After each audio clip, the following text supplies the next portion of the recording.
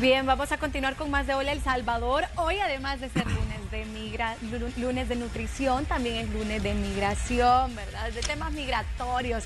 Saben ustedes, siempre es muy importante conocer al respecto. La semana pasada estábamos hablando sobre esos acosos, sobre esos fraudes también, estafas que hay a través del internet respecto a temas de migración, y por eso es muy importante que sigamos abordando estos temas y que usted preste atención a esta sección. Recordarle, Dani, antes de comenzar, que tenemos nuestro WhatsApp por cualquier duda que ustedes quieran hacer, el 72 75 35 12. Ahí lo tenemos en pantalla para que ustedes consulten a Heriberto Rivera, que ya está con nosotros. Bienvenido. Bienvenido, Heriberto, ¿cómo está? Bien, bien, y ustedes, buenos días a las dos. Buenos días. Daniela y Pamela. Así que, Sí, exacto.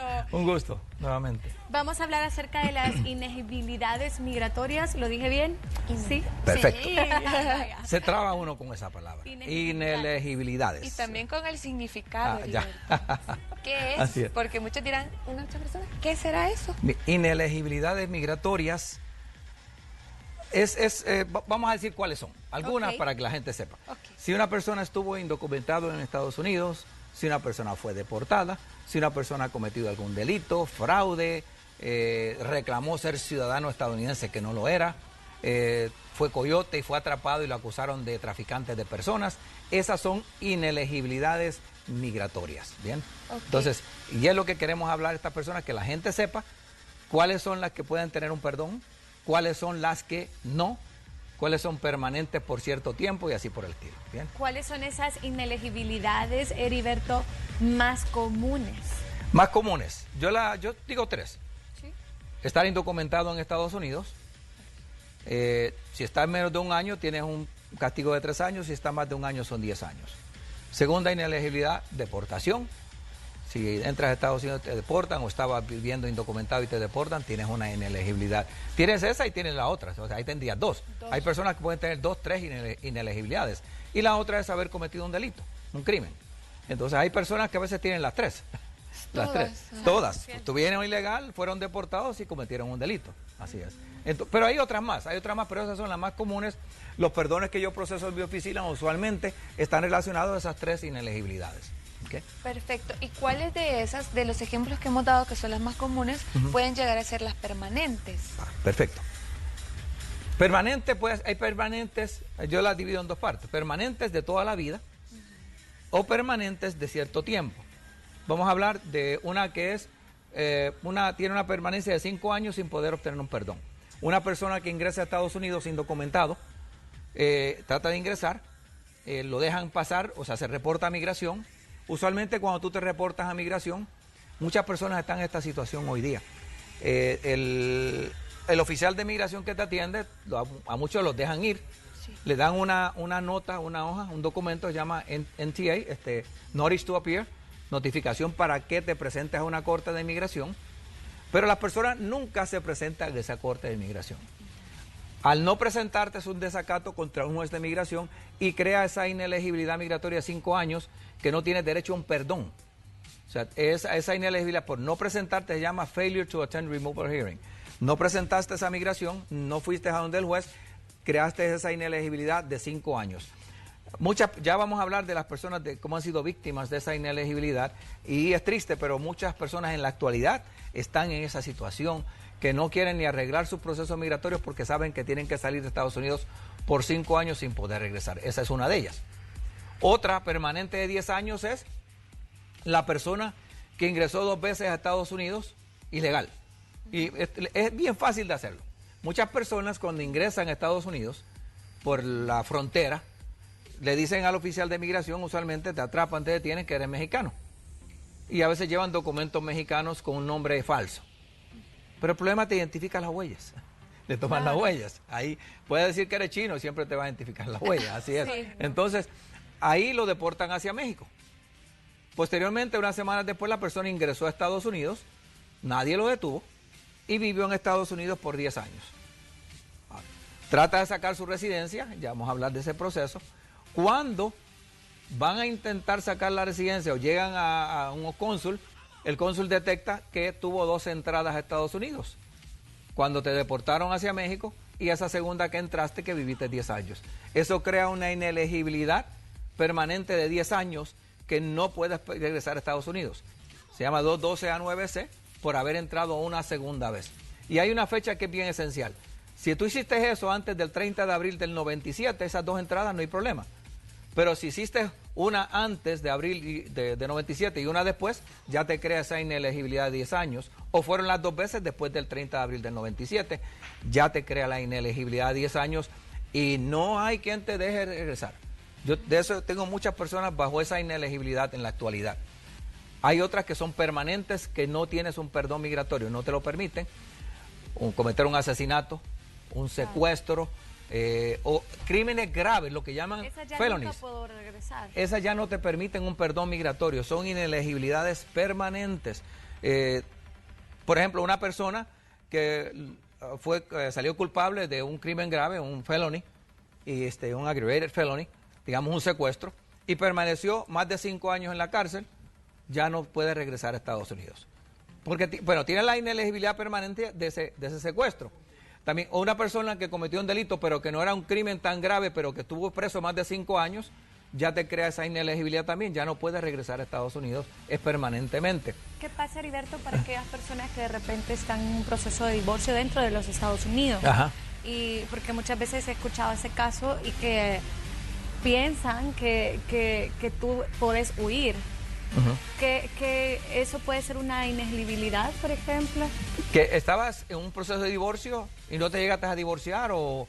Estás en proceso de divorcio y yo he escuchado como tú estás en ese proceso de divorcio con una persona estadounidense, americana, ¿verdad?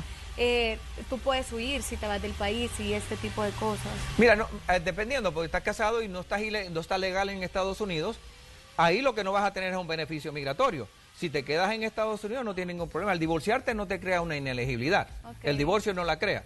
Lo que crea es tú si violaste la ley al ingresar a Estados Unidos, ilegal, indocumentado, ya creaste la inelegibilidad migratoria. ¿Y violencia intrafamiliar? Ese es un crimen que dependiendo cómo sea el juicio tuyo o el estado donde vivas, usualmente la violencia familiar puede ser un felony, crimen grave, o puede llegar a ser un misdemeanor.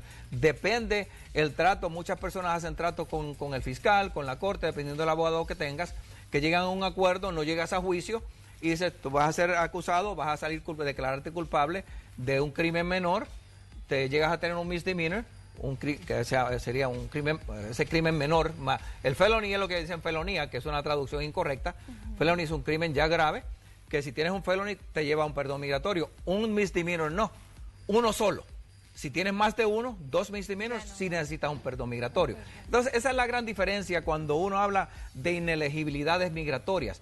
Conocer cuál te va a llevar a necesitar un perdón migratorio o cuál no te va a llevar a ese proceso. Porque además de haber un proceso migratorio que muchos lo piden, peticionan y además tienen el proceso migratorio de perdón, que es nuestro segundo tema, entonces ahí es donde uno tiene que saber cómo va a someter ese proceso adicional, si en sí lo puedes someter, que es la cosa. Inmediatamente tienes que esperar 5 o 10 años, o si te han hecho hacer un proceso migratorio sin necesidad porque no tienes derecho a un perdón. Entonces todo eso tiene que verlo uno y por eso es bueno hablar y conocer de las inelegibilidades migratorias para que sepas si vas a gastar ese dinero o no. Esa es la diferencia. Creo que ahí va la otra pregunta, porque hay personas que dicen, ay, porque es tan necesario conocer la ley si yo solo quiero pedir un perdón y ya, y ni siquiera saben su situación. Entonces, ¿por qué es necesario que usted se asesore con alguien que conozca mucho la ley y que, más que todo, que la siga también para pedir un perdón? Y añadiéndole a eso que dijiste, que es muy importante saber por qué a veces buscar una segunda y una tercera opinión. La semana pasada hablamos de estafas y cómo en Estados Unidos a veces muchos abogados de migración o incluso consultores migratorios, aunque conocen la ley, no le explican en detalle a las personas que llegan donde ellos para poder hacer un proceso migratorio, cobrar dinero, pero al no decir completa la historia, para mí es una estafa. Y eso yo veo aquí en mi oficina, he visto durante los años, mis 15 años de práctica, he visto a muchas personas que confiaron en un abogado en Estados Unidos, le hicieron un proceso migratorio, regresaron a El Salvador. Cuando van a la entrevista en la embajada americana, el cónsul te dice, tú no puedes regresar a Estados Unidos por 5, 10 años o permanentemente. porque tienes esta inelegibilidad. Entonces ahí es donde ya viene uno a decir, wow, yo gasté tanto dinero y ahora no puedo regresar porque te engañaron. Entonces uno tiene que estar vigente con que sepas, que hables con alguien que conozca la ley, y aunque sepan, conozcan la ley, que te estén dando la información correcta y no solo te miren como un símbolo de dólares donde quieren sacarte todo el dinero a ti. Entonces es muy importante, y eso yo lo veo en muchos casos. Por ejemplo, y te puedo hablar de un caso que lo veo a menudo: los padres de ciudadanos americanos que viven indocumentados en Estados Unidos están bajo TPS. Ya he visto varios casos en la oficina durante mis años, he visto bastantes casos. Un padre de un ciudadano americano, si el ciudadano ya tiene 21 años, tú puedes peticionarte, puedes hacer una petición. Ese es un proceso migratorio que, o sea, es por ley. Tú, un hijo ciudadano, puedes peticionar a tu padre. Ahora, si vives indocumentado en Estados Unidos o tienes una inelegibilidad, porque tú estás bajo TPS, tienes cierta legalidad. Pero hay que ver si pasaste más de un año o más de 6 meses de ilegal en Estados Unidos antes de tener TPS. Porque no quiere decir que porque tienes TPS no vas a necesitar un perdón. Y ahí es donde muchas personas llegan aquí. Y tuve una señora, estaba bajo TPS, había vivido en Estados Unidos, eso es uno de los muchos ejemplos, 25 años. Antes de tener TPS había vivido en Estados Unidos 5 años indocumentada. Eso la llevaba a tener un castigo de 10 años, una inelegibilidad por estar indocumentada 5 años antes de obtener tu TPS. El abogado le hace todo el proceso migratorio, pero no le dice que va a necesitar un perdón. No le da por completa la información. La señora hace todo su proceso migratorio, le hacen una cita, la envían aquí a la embajada americana, y cuando llega el oficial consular, por cierto, la señora fue a mí antes de ir a la embajada. Y le dije, no señora, usted no tiene derecho a una residencia, se lo dije así. O sea, le fui bien directo, y a usted el abogado la ha engañado. Pero ella tuvo dudas de lo que yo le dije y se fue a la entrevista. Eso era parte de mi consulta, Heriberto, porque con estas inelegibilidades se nos puede engañar al respecto o a llegar a tener una residencia o ciudadanía, o simplemente se va a atrasar mucho el proceso, o definitivamente ya mi oportunidad de tener la ciudadanía se pierde. Mira, aquí en este caso de esta señora, siguiendo ese mismo comentario que has hecho, la señora llegó a la entrevista y el cónsul le dijo, mire señora, usted es inelegible por 10 años, no puede regresar a Estados Unidos porque usted no tiene derecho a un perdón. Un hijo no transmite un perdón a un padre por ilegalidad. Ya vamos a hablar más en detalle de ese tema. Pero un hijo no transmite un perdón a un padre. Entonces la inelegibilidad de ella es una inelegibilidad de 10 años, el castigo por estar ilegal más de un año. Ella vino, su residencia era el correcto, el proceso de residencia fue correcto porque la podía peticionar. Pero adicional a ella, el otro proceso migratorio era el perdón, el cual no tenía derecho a él. Solamente un cónyuge o un padre te transmite perdón por ilegalidad. Llegó a El Salvador, fue a la entrevista, después que fue a la entrevista regresó a mí. Tenía razón, me dijo. El cónsul no me va a permitir ir por esto y esto. Lo que yo le había explicado a ella. ¿Qué hicimos con la señora? La señora vivía con un señor que era residente de Estados Unidos, no se habían casado, tenían una relación, como es aquí, que viven juntos las personas por muchos años, no se habían casado, el señor vino a El Salvador, contrajo matrimonio con ella, estuvo en El Salvador casi 3 años, cuando se supone que hubiera estado bien poco tiempo, pero estuvo aquí, no estuvo los 10 años, pero estuvo 3 años aquí, después obtuvo el perdón migratorio y pudo regresar a Estados Unidos, porque el esposo le transmitió el perdón después que se casaron, por medio de la petición de la hija. Entonces ahí es donde vienen esos engaños que dan la información a medias, y por eso cuando hablamos de inelegibilidades migratorias, y yo estoy seguro que muchas personas que escuchan están bajo la situación, que regresaron aquí, y te digo, te puedo hablar de muchos casos bien tristes que he visto en mi oficina de personas que regresaron. Tuve una pareja que tenía 3 hijos, que la muchacha había tratado de ingresar 2 veces a Estados Unidos, la habían deportado hacia México, y en su tercer intento lo logró. Y ella, el abogado, le dio un término por esos regresos a México bien vago, no le dio nada por escrito, y le dijo, ¿tú ves que tú vas a sacar la residencia? Cuando vino aquí le dijo al cónsul 10 años de castigo con 3 hijos pequeños en Estados Unidos. Entonces he visto eso tantas veces, y por eso hay que tener mucho cuidado.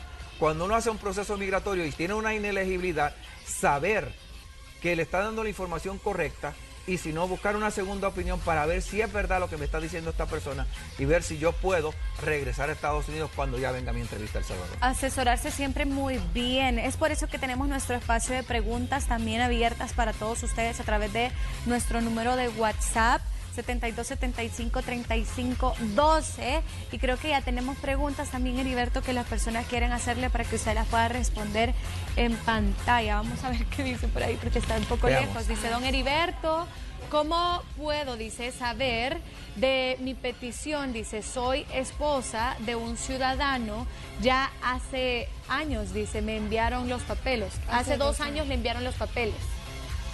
Ahí habría que ver el caso. Le pueden haber enviado papeles. Esposa de un ciudadano, ya pasó 2 años. Para mí algo raro hay aquí.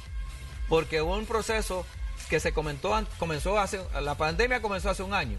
Entonces, si hace 2 años se comenzó en 2019, tal vez a principios de 2019. Para antes de la pandemia, esta persona podría haber tenido su residencia, antes de que comenzó la pandemia en marzo del año pasado.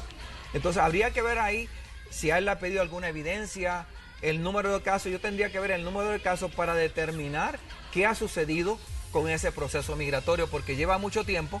Especialmente si ella le hubieran programado la cita incluso para el tiempo de la pandemia, hoy ya están llamando a todas esas personas que estuvieron retrasados, que son cónyuges de ciudadanos. Entonces hay que ver cuál es el caso de ella, si llegó a ser aprobado por migración, si llegó al Centro Nacional de Visas y se hizo el proceso administrativo del Centro Nacional de Visas, o si le llegó una carta de cita aquí para ella presentarse en la embajada. Me ha dado información, pero no tengo una información completa para yo decirle a ella qué poder hacer con su caso. Si se comunica con nosotros y nos obtenemos un número de casos por lo menos y podemos chequear en línea la página de migración o el Centro Nacional de Visas, yo podría decirle a ella qué ha pasado con el caso. ¿Okay? Pero que sepa que cónyuge de ciudadano tiene prioridad en los procesos migratorios. No son procesos migratorios por cuotas, como es un cónyuge de residente, que se tarda más tiempo. El cónyuge de ciudadano es un proceso que es inmediato, aunque tarda un proceso administrativo de aprobación de migración y después el Centro Nacional de Visas. Pero para mí esa residencia debió haber salido ya. Ok, perfecto.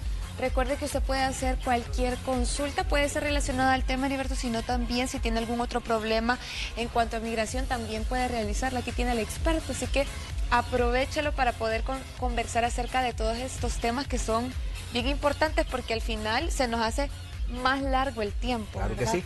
Sí, se hace más largo el tiempo, engañan a uno, gasta mucho dinero y a veces no tiene derecho a un proceso migratorio. Muchas personas han sido engañadas que le dicen, tienes derecho a este proceso, pero como no le dan la historia completa, tienen inelegibilidades que no le permiten obtener un perdón. Y ahí es donde hay que tener cuidado. Llegan personas a mi oficina y yo se lo digo, mira, tú no tienes derecho a un proceso migratorio.